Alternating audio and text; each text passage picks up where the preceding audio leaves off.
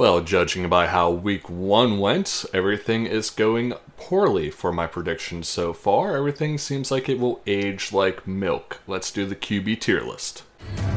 Best to give me your loyalty, 'cause I'm taking the world, you'll see. They'll be calling me, they'll be calling me royalty. Best to give me your loyalty, 'cause I'm taking the world, you'll see. They'll be calling me, they'll be calling me royalty. Welcome back to Shrek Attack. We are going to do the QB tier list today.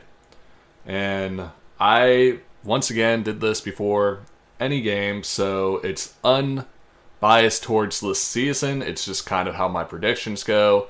We'll see if it ages like fine wine or spoiled milk. I'm Brandon Schreckengast at The Real B Shrek, your host for the day, and let's not waste any time getting into this.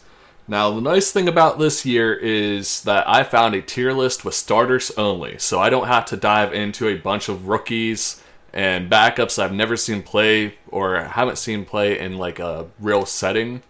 There are 4 people in the too soon category that I have. The too soon category is basically just the category of people we haven't seen enough snaps from to really judge how they're going to look.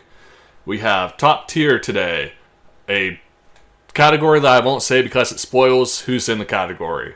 Above average, which I was going to name Dak Prescott because Kirk Cousins is no longer a starting quarterback who, since he's not a starting quarterback, will not be talked about today.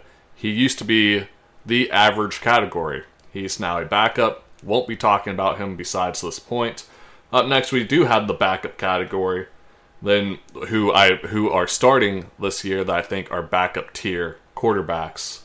Below average, and then too soon, there is a trash category that's normally reserved for a certain Browns quarterback that likes to show up, suck, and then get hurt, that enjoys massages a little too much, and I'm not talking about Justin Tucker. However, I could see him on the same team eventually. Let's start with the top tier today. Now, these are in no particular order. That's the beauty of tier lists, that you don't have to order them. So just because I say somebody's name first doesn't mean I think they're particularly better than another person.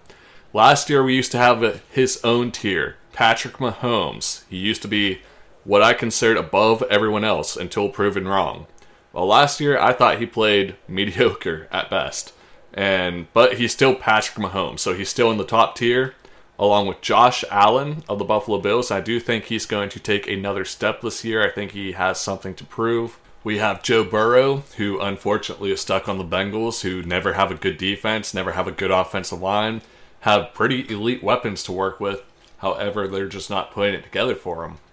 Whenever you have an elite talent like Joe Burrow, you want to protect him at the very least. You want to have that offensive line in place. I don't know what the Bengals are doing, because that offensive line, it seems like they're trying to kill him most weeks. Then rounding out the top tier quarterbacks, we have Lamar Jackson. Now, I know I'm in Steeler territory, and I like to throw, I have to be realistic. Joe Burrow and Lamar Jackson are both top tier quarterbacks with top tier NFL processing, top tier arm talent, top tier running in Lamar's case. And I do think these 4 quarterbacks are just a tad above everyone else. I think this year is kind of exciting because it's not just like, oh, they have Patrick Mahomes, they are going to definitely win. That's been proven that it's not actually a thing. And I think now that the refs have been kind of busted helping him, that he's not going to get like all the favorable calls just for funsies. So these 4 quarterbacks, I think, are just a tad above everyone else. They are able to take over a game, get in the zone. In Madden terms, they have the X factor. That they can take over, and you can put the game on their back. A small tier below, but still a tier above most people. This one's going to shock you. In his own tier, Jared Goff. Now, I do believe he might start the year a little slow. And Brandon, you're making excuses for him already. No. Hear me out. Jared Goff has more wins, more passing yards, more touchdowns in the past 3 years than any other fucking quarterback.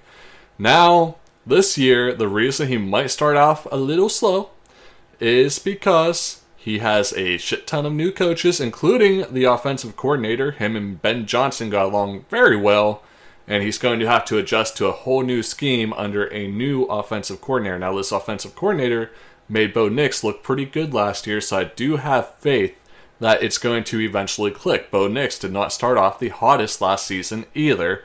They kind of have to find time to mesh and figure things out. Jared Goff has not played a single preseason game, as most of the Lions starters haven't, so they still haven't got those warm-up games in. Also, the offensive line is looking different. Frank Ragnow retired. They have a different guard in place. I believe he's a rookie. They have just the offensive line has not played all those games together that your really elite offensive lines tend to have done. So Jared Goff might have a slow start, but I do think he is above average, but slightly below the top tier. Unfortunately, I can't just throw him up there with them. I want to. I really want to. And maybe that's the Lions fan in me. But there's no denying the numbers that he has put up over the past few seasons and how good he has looked. He looked great as a Ram before Sean McVay gave up on him for no fucking good reason. And Jared Goff, I have his jersey. So, big fan. I think he's a great quarterback. And just, people sleep on him. People want to say because he's a system quarterback, quote unquote, that he only does, I don't understand. Because he's not exciting and doesn't run around, people just fucking shit on him. He's old school. I mean, back in the day whenever Peyton Manning was playing, did you shit on him because he didn't run around? No. He still finds time, creates plays, and has a big-time arm. Jared Goff, top 5 quarterback. That's it. That's where we're going with this. Let's get to the next category. This is the above average category, and it's looking a lot smaller than I usually have it. In no particular order whatsoever. These aren't rankings. These are tier list. Justin Herbert. Now, I know we had a little hubbub last year saying that he is a social media quarterback. This dude has all the talent. He can run, he can throw. I think he has the potential to get up to that top tier. I think he's just been in some unfortunate circumstances. Brandon Staley, was that his coach's name before? Before Jim Harbaugh? Was a bum. Did not know how to call an offense. Jim Harbaugh last year came in and he had a new coach, new offensive coordinator, and they wanted to do running primarily. This year, we'll see. Maybe they'll let him open up. I do think he has a better cast to work with this year, and I think he has the potential to show that he really does belong inside the above average, top tier quarterback category without this fucking tag of social media quarterback. We'll see what he can do this year. Then we have Jaden Daniels. I don't normally put... Yeah, I do. I did it last year with CJ Stroud. It's his second year. He could very well get into a sophomore slump, but so far, the kids look great. The kid has looked very good. Knocked my Lions out of the fucking playoffs last year, so I hold a little grudge against him, and maybe that's why I see him in a bigger light. Normally, for second-year quarterbacks, I like to put them in the average tier, make them earn their way up, but this kid has seemed like he could be special. Once again, so did CJ Stroud, and he's not in this tier this year. Spoiler alert. Up next, we have Jalen Hurts, another guy that I just don't understand why people are so fucking low on him.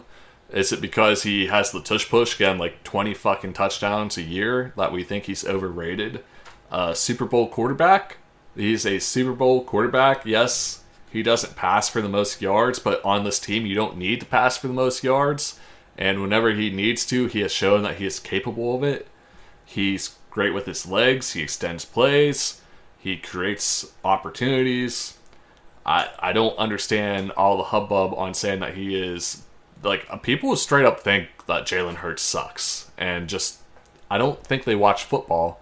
I think they see stat lines where he doesn't fucking throw much, and he just doesn't have to.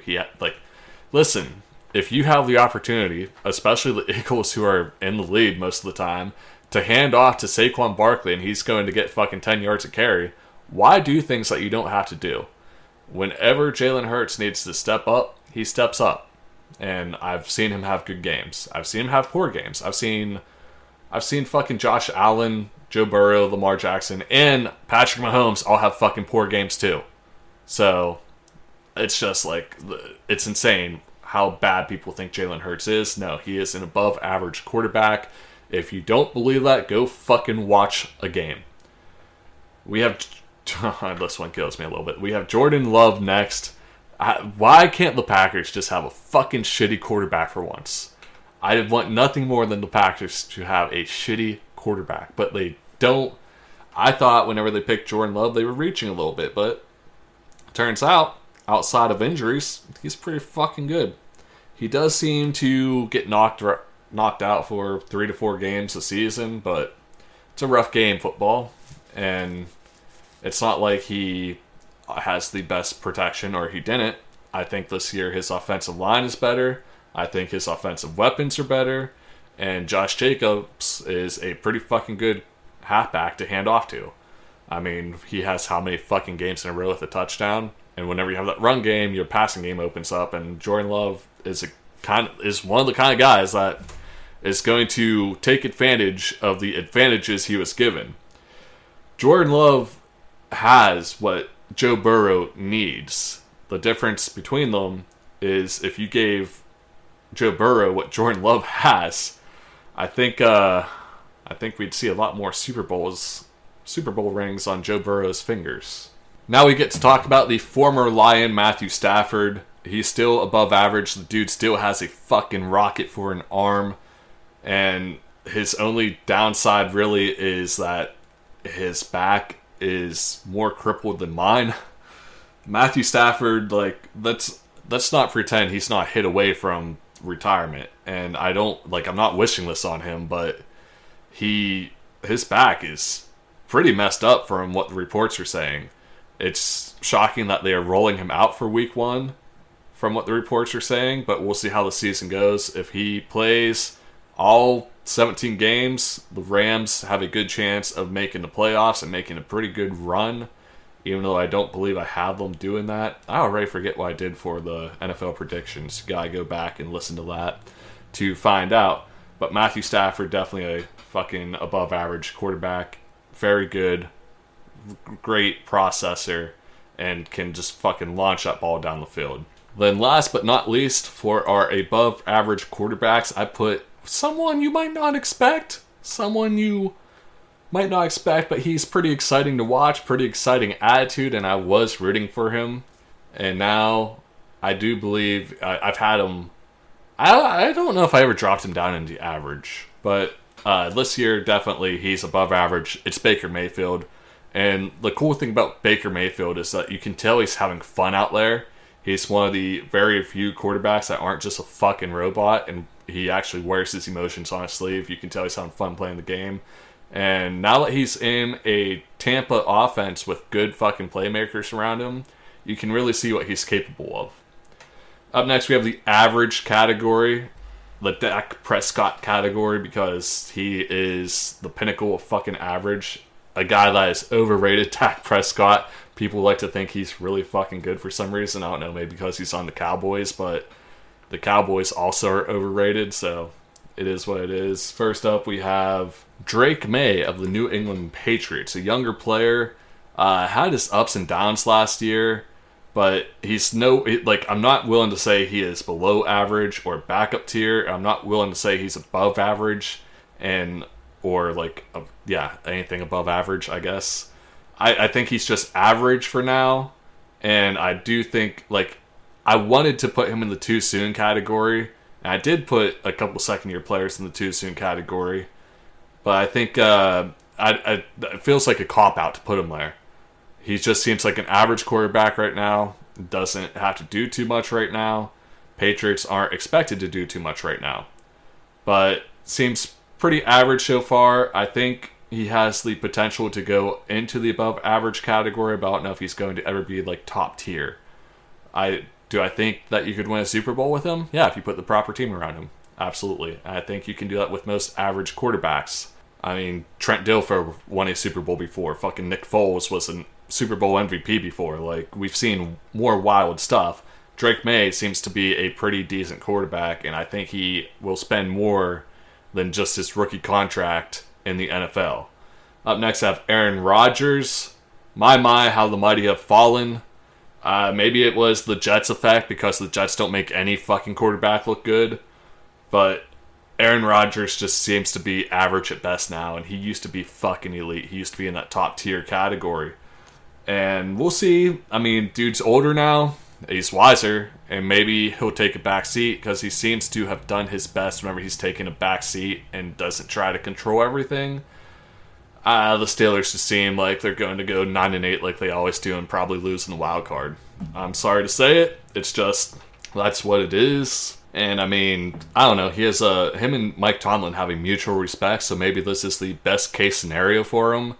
And his old wise, I don't know if wise is the correct term because I see interviews and Aaron Rodgers is an average quarterback now, and we're just going to leave it at that. Then we have CJ Stroud, the spoiler alert from earlier. I had high hopes for him. He looked really good his rookie season, had a kind of a big fall off, a sophomore slump, if you will. And now he just seems to be average. We'll see where he goes. But I don't even know what to say about him because how do you go from such a fucking spectacular rookie season to what he did last year? CJ Stroud, fun to watch, and I hope he finds his way into being above average again, but I don't know where we're going to go from this point forward. I guess time will tell. Just CJ Stroud in the average tier. Trevor Lawrence, we're talking about a guy who, my God, I just went Chris Collinsworth there. Now here's a guy, but we're talking about a guy who came out of college, had one of like the fucking most exciting. He was one of the most exciting prospects. I'm not going to edit this out because you can hear how hard I'm struggling to figure this man out. He was the most exciting fucking prospect at one point, and he is literally fucking fingertips away from being a great quarterback. He just seems to somehow always overthrow his receivers. Like, it's hitting their fucking fingertips, but he can't get it in their hands. I don't know if I don't want to drop him any further, but I can't raise him based off almost. Like, this isn't horseshoes, this isn't fucking hand grenades, this is the NFL. If he can just tweak it so that he can actually connect with his receivers, I think the sky's the fucking limit for the guy. I think he's got a really good fucking arm. It's just, we got to see it first. He can create plays, he can run, he's got beautiful hair. Very fucking pretty boy face that could be the face of the NFL easily, but I don't know. Just, we need to see him put it together. He hasn't done that yet, and I don't know what to expect from him. Bo Nix is next. Bo Nix had a slow start last year. At the end of the year, he looked pretty fucking good, but he has a new offensive coordinator to work with, and we gotta see where it goes because coaching kind of can make or break people, unfortunately. We gotta see. I think he has the talent and the ability to be a good quarterback, but we've seen the ups and downs already, and we're just gonna see where it takes us. I believe up next we have Geno Smith. Here's the problem with these tier lists. They show me faces, and I don't know what every single fucking quarterback looks like. And I thought I had this figured out, but I don't. Yeah, this is Geno Smith. That looks like a Raiders jersey. And he's somebody that I don't talk about too often. You don't get to talk about too often because he's average. He doesn't do anything spectacular. He doesn't do anything too poorly. He's the prime example, though, of somebody that you don't give up on because he was drafted by the Jets, fucking sucked there because everybody sucks on the Jets. Then he became a journeyman quarterback. Then all of a sudden played rather well for the Seahawks, and now he's on the Raiders, and we gotta see if it was an environment thing or if he is still a starter in the NFL. Time will tell. He's with Pete Carroll, and I do believe Pete Carroll is the coach that initially fucking liked him. So we'll see if they're able to do great things together or if this is just kind of a fun little experiment for the oldest coach in the league. Dak Prescott is next. Once again, I was going to name this the Dak Prescott tier. Dak Prescott is the most overrated quarterback in the league. What can I say? People are always like, yeah, he's so fucking good. No, he's got a really good fucking offense around him. He's got a top 5 fucking offensive line. He's got really good weapons around him. You just upgrade his weapons with fucking George Pickens. I've seen this man throw 500 yards once, and I wasn't impressed. I don't know, like, it's one of those things where you got to watch the game. I don't know, man. Dak Prescott he doesn't move me. He doesn't inspire me. He doesn't. The dude is, to borrow a quote from Roman Reigns, he's missionary. He's missionary. And, I mean, just does not, he doesn't, I don't know what to say about the guy. He's average. He is average at best. I've watched him for enough years now that I'm just not impressed. We'll be talking about Mr. Irrelevant now. Of course, Brock Purdy. He was the last pick in the draft a couple years ago. And he came onto the scene, and he's fun because he is Mr. Irrelevant. The last pick of the draft is not expected to become anything special most of the time. And he kind of overtook the job in San Francisco and ran with it. But then last year he played pretty mediocre without Christian McCaffrey. Now, I do know Christian McCaffrey is a game changer, but the 49ers had a lot of injuries to be fair. I think they're coming into the season with a lot of injuries. I mean, Christian McCaffrey already has fucking reports about his calf, so we'll see where it goes. Brock Purdy, he is at least fun to watch, fun to cheer for, because he is Mr. Irrelevant. But I do think right now he is average, just an average quarterback. And we'll see where he goes in the future, but I don't have much more to say about Brock Purdy. This next quarterback, though, I do have a bit to say about. I've wanted him to be good. I want him to be good every single fucking year, and he seems to be good up until the point where Call of Duty comes out, and then he starts to suck. And I'm getting to the point where I'm thinking maybe, I mean, I want him to be good because he's fun to watch, he's a shorter guy, he runs around, can create plays, has a good arm. I'm talking about Kyler Murray. And it's crazy because there are times where you're watching him and you're like, yeah, this dude's fucking got it.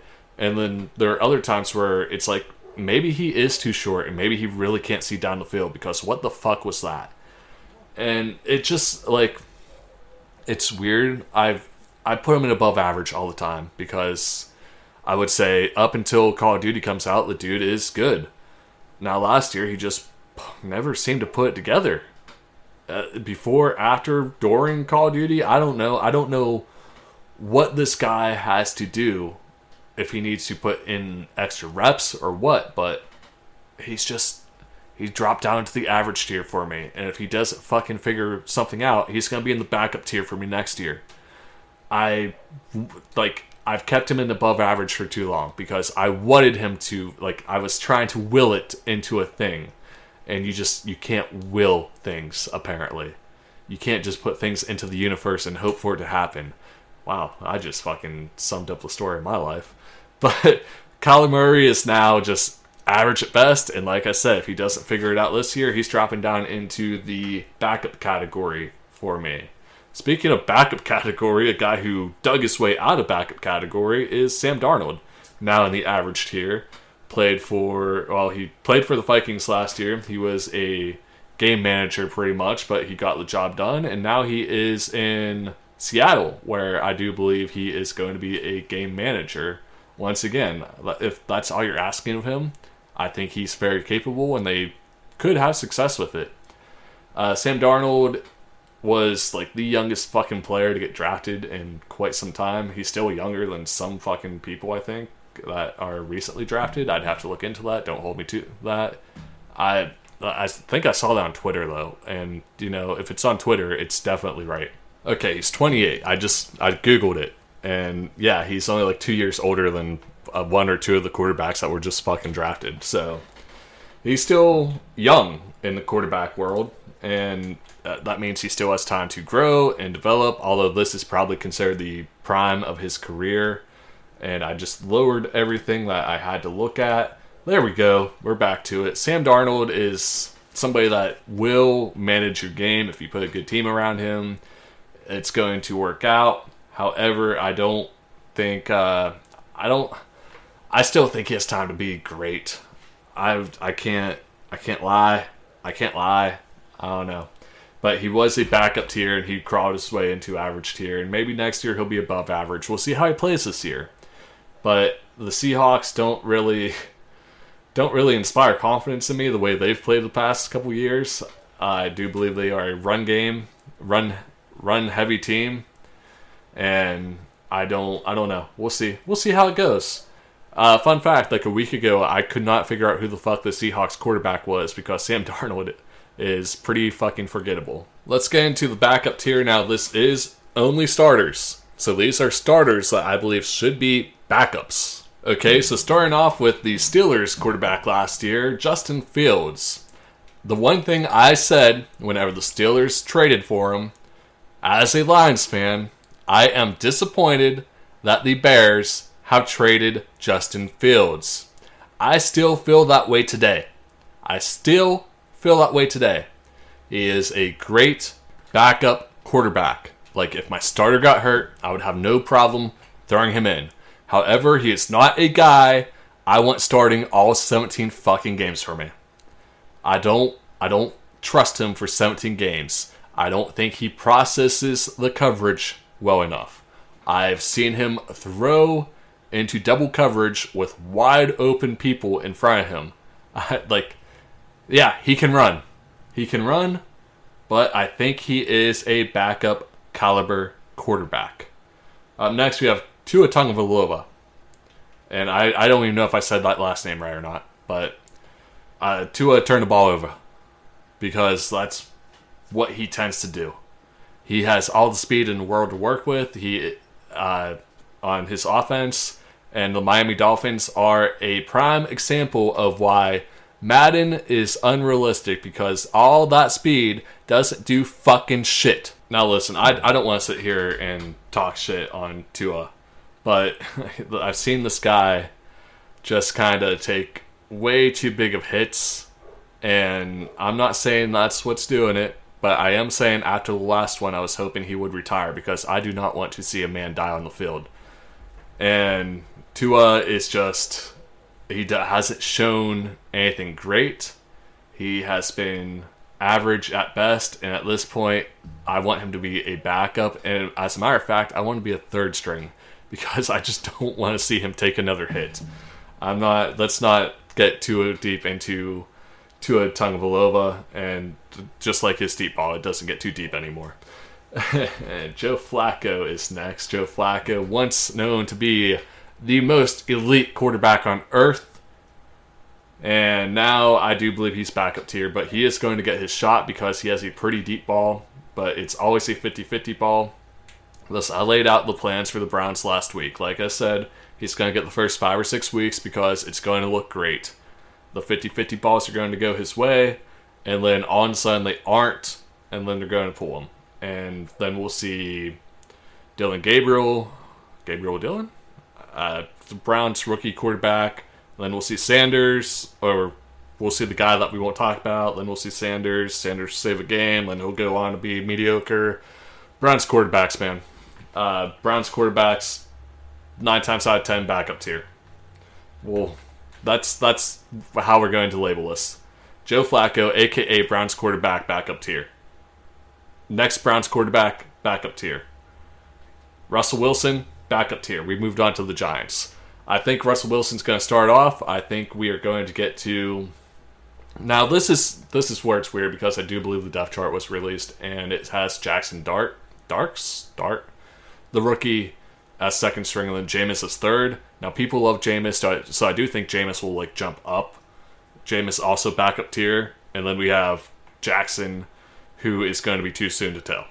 So I'll just cover all the quarterbacks here that could start for the Giants and probably will start for the Giants. And then last but not least, another guy I wanted to work out because he's short. I don't know. I just want a good short quarterback to exist, I guess. Bryce Young. Bryce Young looked like he was starting to put it together towards the end of last season. But, I don't know. We're going to have to see. Just seems to struggle reading the coverage. And maybe it's the team that he's on. Because he has never had great weapons. He's never had a good offensive line. And he's never even had great coaching. Like, I've seen routes...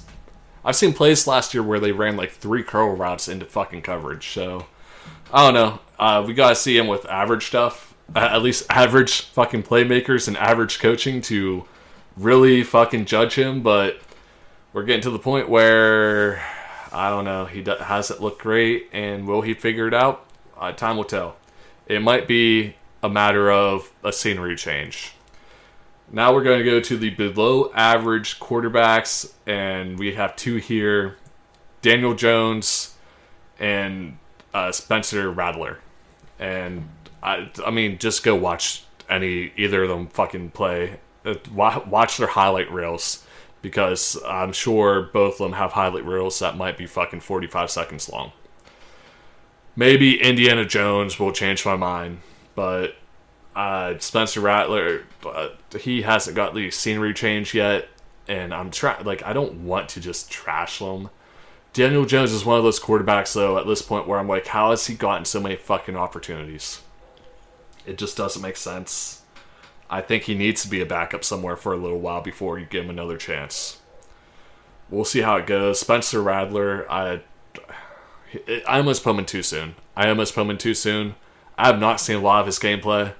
But from what I have seen, Rattler seems rattled. And then last we have the too soon category. Once again, we don't have anybody in trash because a certain Browns quarterback is not on this list. But too soon, we have Cam Ward, the number 1 pick overall. I do think he will be average to above average by the end of the season. We have Caleb Williams, who I do believe will be average at the end of the season.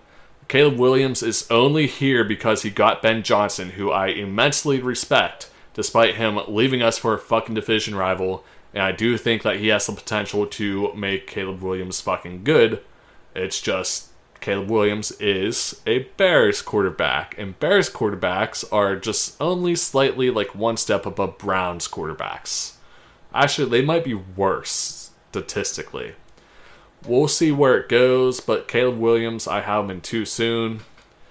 Then I have J.J. McCarthy in too soon because he was hurt all last year. We'll see how he does. He's taking his first snaps. And then we have Michael Penix of the Falcons. And once again, just we haven't seen enough. Nobody in the trash tier this year. Nobody down in that trash tier, which is kind of nice to say. I don't really like ripping on these people as much as I seem like I do. I know it's Shrek Attack, and I need to go and attack, but I'm trying to turn over this fucking positive leaf. I don't know. What do you guys think? Let me know down in the comments. Let me know on the social medias. At Shrek Attack on TikTok, Instagram. I have a Facebook. I don't know how Facebook searches work. I'm becoming a fucking boomer. And at the Real B Shrek, that's at the Real, all one word, the Real BSCHREC. Wherever you look that up, if you look it up and you don't see it, I don't have it. I do have a YouTube that I'm starting to slowly put all of the old episodes onto, and I will eventually stream on. That is also at Shrek Attack, and that should be a fun time whenever we get that going. Thank you for listening. If you made it this far, stay fucking awesome. Hey, hit the fucking music, huh?